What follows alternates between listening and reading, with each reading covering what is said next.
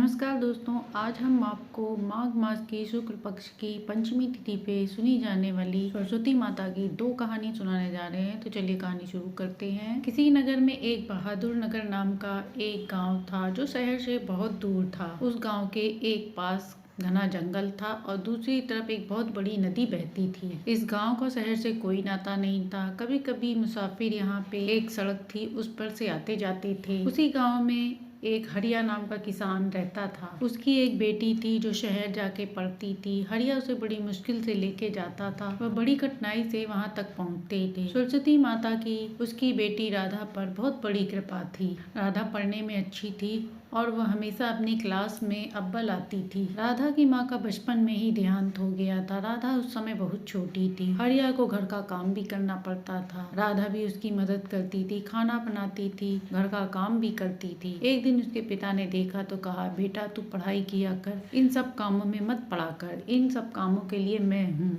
मैं चाहता हूँ कि तू पढ़ लिख कर कलेक्टर बन के इस गांव का नाम रोशन करे। राधा ने कहा, हाँ बापू, मैं दिन रात मेहनत करके कलेक्टर बनकर ही रहूंगी और आपका सपना पूरा करूंगी। राधा पर सरस्वती माँ की बहुत बड़ी कृपा थी। राधा सुबह सवेरे उठ के एक मिट्टी की सरस्वती माँ बना रखी थी, उन्हीं की पूजा करती थी। कुछ दिनों बाद धीरे धीरे राधा बड़ी होने लगी। एक दिन राधा अपने कलेक्टर की पेपर की तैयारी कर रही थी। उसके पिता ने कहा, जल्दी सो जाओ, सुबह उठ के पेपर देने जाना है। वह रात को सो गई और सुबह जल्दी उठी। सुबह उठने के बाद वे दोनों परीक्षा की तैयारी देने चल दिए। चलते चलते राधा की चप्पल टूट गई। उसके पिता ने देखा तो उसने कहा कि कोई बात नहीं पिताजी, इसे मैं अपने थैले में रख लेती हूँ और शहर पहुँचने पर इसे सही करा लेंगे। उसके पिता ने कहा, बेटी तू नंगे पैर कैसे चलेगी, मेरी चप्पल पहन ले। तो उसने कहा, नहीं पिताजी, आपकी जूती बड़ी है, मैं नहीं पहन पाऊंगी, मैं गिर जाऊंगी। आप अपनी जूती पहने रहे, मैं ऐसे ही चल लूंगी। जंगल से होते हुए जाते समय बहुत तेज बारिश होने लगी। उसके पिता ने कहा, राधा बारिश हो रही है। उसने कहा, कोई नहीं बापू, इन्हीं से हमें आगे बढ़ना है। और उसने सरस्वती माँ का नाम लिया और आगे बढ़ दी। थोड़ी देर में नदी में बाढ़ आने वाली ही थी। राधा और उसके बापू का हौसला घटने का नाम ही न था। चलते चलते पीछे उन्होंने देखा कि उनके पीछे एक गाड़ी आ रही है। तभी उस गाड़ी का शीशा नीचा करने के बाद एक औरत ने उससे पूछा कि यहाँ से शहर का रास्ता किधर पड़ेगा। तब राधा ने बताया कि यहाँ से थोड़ी दूर पर ही है। उसने कहा, 7-8 किलोमीटर चलने के बाद पक्का रास्ता आ जाएगा जो आपको शहर की तरफ पहुँचा देगा। राधा के बापू ने कहा, मैडम जी, आज मेरी बेटी की परीक्षा है, मैं इसे शहर पेपर दिलाने ले जा रहा हूँ। इसके बाद उसने कहा, भाई आप लोग इतनी बारिश में कहाँ जा रहे हो। तब उस औरत ने कहा कि चलो हमारे साथ आ जाओ, हम तुम्हें छोड़ देंगे। उस औरत ने कहा, आ जाओ, मेरी गाड़ी में बैठ जाओ, तुम समय से पेपर देने पहुंच जाओगी। तब राधा ने कहा, हमारे कपड़े भी गीले हैं, पैर भी गंदे हो रहे हैं, आपकी गाड़ी गंदी हो जाएगी। उस औरत ने कहा, कोई बात नहीं राधा, अंदर आ जाओ। इसके बाद राधा और हरिया उस औरत की गाड़ी में बैठ जाते हैं। थोड़ी देर में ही वे लोग पक्के रास्ते पे आ जाते हैं। अब राधा ने चैन की सांस ली। राधा ने कहा, मैडम जी आपका बहुत बहुत धन्यवाद, यदि आज आप ना होती तो मैं परीक्षा देने नहीं पहुंच पाती समय पर। तभी राधा की निगाह उस औरत के हाथ पर गई जिसने चूड़ी पहन रखी थी। उसने कहा, मैडम जी आपकी चूड़ियाँ तो बहुत अच्छी है। तब उस औरत ने कहा, अच्छा ये चूड़ियाँ तुम्हें पसंद है। तो बोली, हाँ ये चूड़ियाँ मुझे अच्छी लग रही हैं। ऐसी ही चूड़ी मैं अपनी सरस्वती माता की पूजा में लाई थी और उन्हें पहनाई थी। थोड़ी देर में ही वह राधा के कॉलेज पहुंच जाते हैं। इसके बाद राधा और हरिया गाड़ी से उतरकर पेपर देने के लिए चले जाते हैं। राधा गाड़ी में थैला भूले आई थी। जब वह उसे लेने गई तो वहाँ पे कोई गाड़ी नहीं थी। वह सोचती है शायद गाड़ी चली गई। इसके बाद वह पेपर देने के लिए अंदर चली जाती है। परीक्षा देने के बाद वे दोनों घर वापस लौट आते हैं। इसके बाद राधा मंदिर में आकर माँ सरस्वती का आशीर्वाद लेती है और बाहर आकर देखती है कि उसकी चप्पल का जो थैला गाड़ी में छूट गया था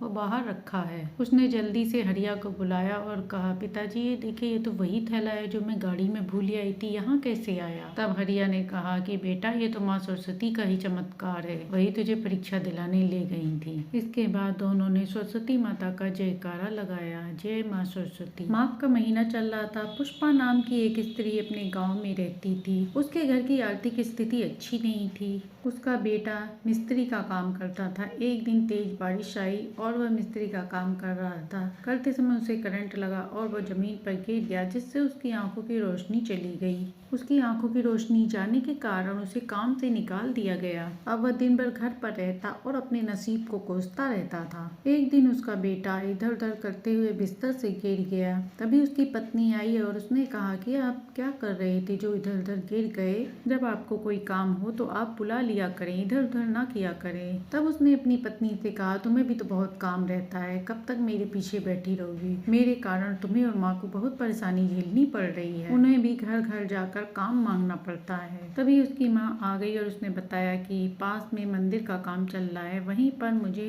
काम मिल गया है। रोज के 100 रुपए मिलेंगे। आज काम करने के बाद मुझे 100 रुपए मिले तो मैंने उनसे कुछ राशन ले आई। बेटा दुखी होकर बोला, माँ मैं कितना भागा हूँ, इस उम्र में भी आपसे काम करवा रहा हूँ। पुष्पा रोजाना काम पर जाती और रात को पैसे लेकर घर वापस आ जाती। अगले दिन जब वह काम पर जाती हैं तो उनके मालिक पत्नी आ जाती है। मालिक अपनी पत्नी से कहता है, कल की पूजा के लिए जो भी काम हो आप इनसे करवा लेना। मालकिन ने कहा, घर की अच्छी से सफाई करने के बाद माँ सरस्वती की मूर्ति को अच्छे से सजा देना। कल सरस्वती पूजन में पीले चावल, खिचड़ी और केसरी हलवे का प्रसाद बना देना। पुष्पा ने मंदिर को बहुत सुंदर तरह से सजाया तो मालकिन खुश हो गई और बोली, अरे पुष्पा बहन, तुमने तो मंदिर बहुत सुंदर सजाया है। अब बाजार से सारे फल ले आओ और उसके बाद कल की पूजा के लिए सुबह जल्दी आ जाना। पुष्पा बाजार जाती है और फल सब्जी लेकर आती है। उसे मालकिन को देने के बाद वह उनसे पैसे लेती है और उसके बाद घर के लिए सामान लेकर घर आती है। उसने कल की पूजा के बारे में अपनी बहू को बताया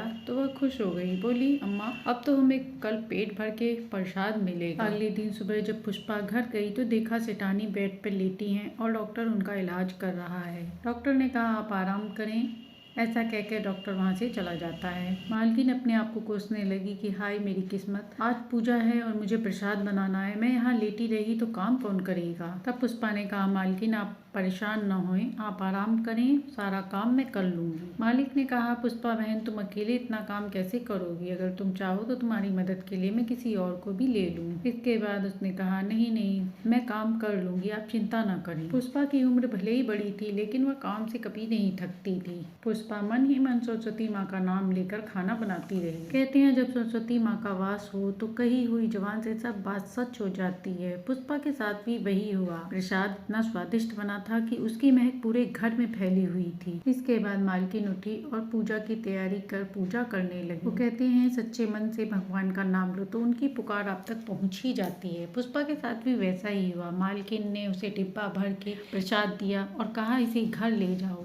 सरस्वती माँ पुष्पा की भक्ति से प्रसन्न हुई और उसे दर्शन देने के लिए एक बूढ़ी स्त्री का रूप धारण करके उसके पास आई। पुष्पा प्रसाद लेकर घर पहुँचती है और खाने के लिए जैसे ही बैठती है तभी माँ उसके द्वार पर पहुँच जाती हैं और कहती हैं, बहुत दिनों से मैं भूखी हूँ, बहुत जोरों की भूख लगी है, अगर कुछ खाने को मिल जाए तो अच्छा होता। पुष्पा की बहू ने कहा, अरे अभी तो हम खाने बैठे हैं और अभी ही तुम मांगने आ गई। बहू ने कहा, थोड़ा ही तो प्रसाद है, अगर हम इन्हें दे देंगे तो हम क्या खाएंगे। पुष्पा ने कहा, नहीं बहू, आज सरस्वती माँ का दिन है, आज हमारे द्वार पर कोई आया है तो उसे भूखे नहीं लौटाना चाहिए। इसके बाद पुष्पा ने कहा, तुम और रामू अपनी अपनी थाली का प्रसाद खा लो, मैं अपनी थाली में से इनको थोड़ा सा दे देती हूँ। बेटे ने सुना तो बेटे ने कहा, माँ मैं थोड़ा खाऊंगा, आप इसमें से भी थोड़ा सा दे दो। अपने पति और सास को प्रसाद देता देख बहू ने भी थोड़ा सा प्रसाद निकाल कर दे दिया। पुष्पा एक प्लेट में पीला चावल, खिचड़ी और हलवा निकालकर उस बूढ़ी औरत को बैठाकर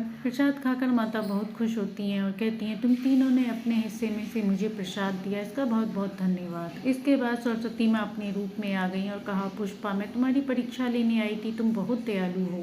उन्हें अपने सामने देखकर पुष्पा और उनकी बहू हाथ जोड़कर उनके सामने खड़ी हो जाती हैं, भोजन करा देती है। तभी उनके बेटे ने कहा, माँ मैं भी आपके दर्शन करना चाहता हूँ, मुझे भी इसका सौभाग्य दें माँ। सरस्वती माँ अपने हाथों से उस पर रोशनी डालती हैं जिससे उसकी आंखें अच्छी हो जाती हैं। उनका लड़का अपनी आंखों से सरस्वती माँ को देखकर उनके जयकारे लगाने लगता है। पुष्पा ने कहा, माँ आप स्वयं मेरे दरवाजे पर पधारी हो, आपके दर्शन पाकर मेरा जीवन तो धन्य हो गया। माता ने कहा, पुष्पा तुमने मुझे सच्चे हृदय से याद किया था और जो भक्त मुझे सच्चे हृदय से याद करते हैं उनकी सहायता करने में आती ही हूँ। माता ने कहा, आज से तुम्हारे दिन बदल जाएंगे, आज से तुम्हारे घर धन समृद्धि का वास होगा। इतना कहकर माता अंतर ध्यान हो जाती हैं और उनके खाली बर्तन में सोने के भंडार भर जाते हैं। हे सरस्वती माता, जैसे उन पर कृपा करी ऐसे ही अपनी कहानी कहते सुनते हो कारावर करती सबके घर में सुख शांति समृद्धि देना। तो ये थी माघ मास में सुनी जाने वाली सरस्वती माता की कहानी, जिसे सुनने से सुख सौभाग्य में वृद्धि होती है। कहानी अच्छी लगी हो तो लाइक एंड सब्सक्राइब करें।